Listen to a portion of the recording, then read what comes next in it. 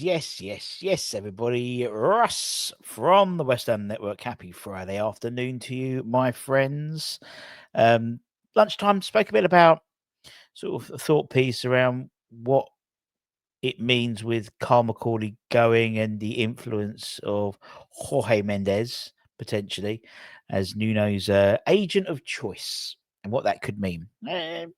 Could be some exciting prospects potentially. So speaking about a couple of players who are in Jorge's harem, and how that could impact West Ham in January. But anyway, it is now the world famous Hammers Headlines in association with the KUM.com boys.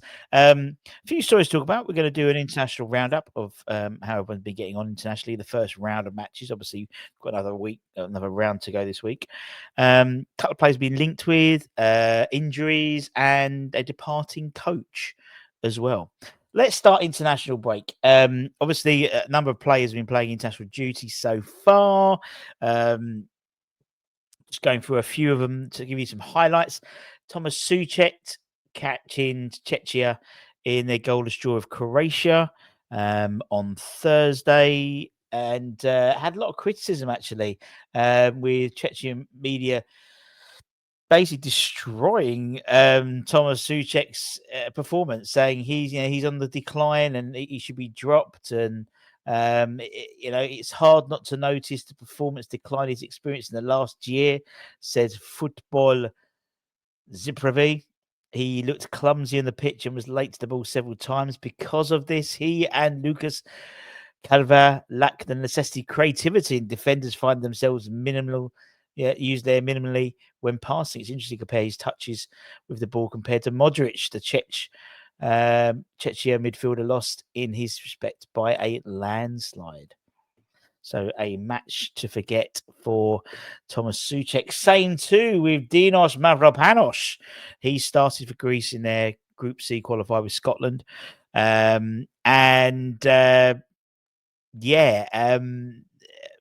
Again, a night not to remember, but a night to forget, as Scotland came from 1 goal down to win 3-1, leaving Greece 4 points behind the Scots and Group D leaders Denmark, who won 6-0 against Belarus. Mads Hermansen was not between the sticks. He's still waiting for his maiden cap for Denmark so far. But in terms of Dinos, a night to forget. With a lot of Greek supporters coming out saying, needs to be benched. There's others who should be starting in front of him. He was at fault for a couple of the goals. Poor decision making by Mavropanos. So not the best night for him either. Jared Bowen, he was introduced, as you know, if you watch yesterday's in second half substitute in their 3-0 win against Wales. Came on lively for his 18th cap for the country. Elsewhere, looking below sort of the first team, so to speak, Michael Forbes captained and scored for Northern Ireland's under-21s in their 2-0 win over Malta in UEFA under-21 European qualifiers Group F. Joel Kerr captained Northern Ireland under-17s in their opening fixture of October window. They were beaten 4-1 by Portugal. Lorne Russo was involved in Neil Ryan's under-18 squad as they played the first game of double header. And anything else? We've got a few more coming up soon. Obviously, Gabriel Kalista played for Mauritius in their full international match at the weekend as well in the week. So, yeah, it hasn't been, particularly for our first team, it hasn't been the greatest time when it comes to, particularly for Dinos and for Souček. Obviously, you've got a number of other players. You've got Paqueta out there playing for Brazil and stuff like that as well. So we'll keep you updated on that. Let's talk transfers. Obviously, you spoke about a couple of strikers who've been linked with, but it does seem that, according to reports, Nuno wants to get the band back together and wants Adama Traore at West Ham. Vizas are quoted as saying they're going to try and make a move from in January. Remains to be seen, however, if the 29-year-old is open to a move, and also likewise if Fulham will be up for letting him go. I think I look at Traore and always what could have been. There seemed to be all the right parts, but the 29-year-old never really hit the heights. I would suggest we've got. I mean, if you got him cheap and put him on the bench, throw him on as a, as a impact finisher, not subs now, they finishers. The impact finisher wouldn't be a bad idea.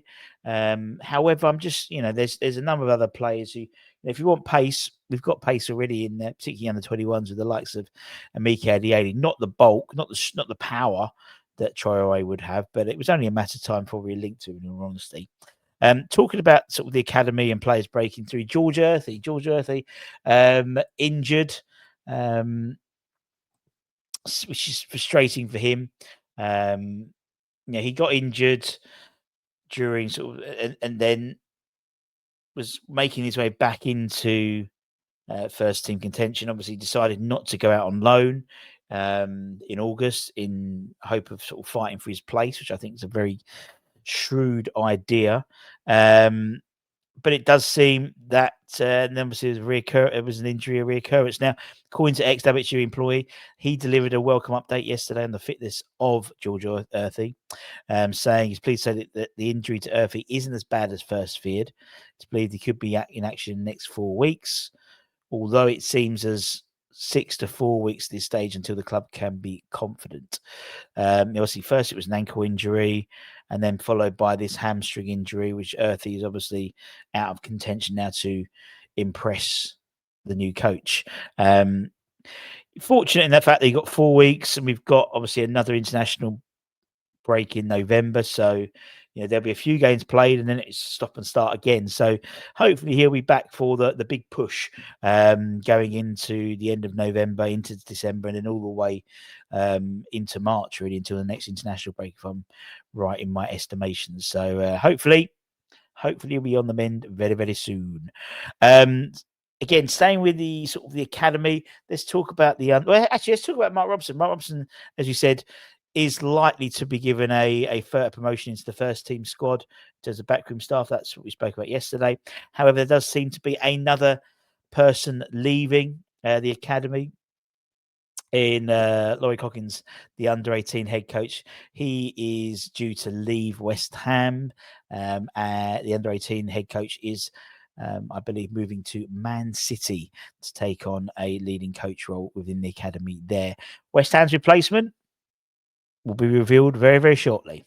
There have been several names suggested, all with ex-player connections, and I think you'll be happy. So that'll be. I'm not allowed to divulge, unfortunately, but we'll be hopefully talking about that maybe next week, maybe the week after potentially. But yes, Coggins will be departing West Ham to take up a role within the Man City Academy. So good luck to him there. And that's it, my friends. As always, thanks very much for your continued patronage to the channel. We're on the road to 30,000 subscribers. If you're new around here, don't forget to give it a like, give it a comment, give it a share. Don't forget to give it a hype if you've got any spare hypes left. If not, they get regenerated on Monday. So give us free hypes then. Anyway, take care, stay safe, stay warm, stay humble. Don't forget to check out the @mybrand.com as well. And I'll see you soon. Much love. Bye.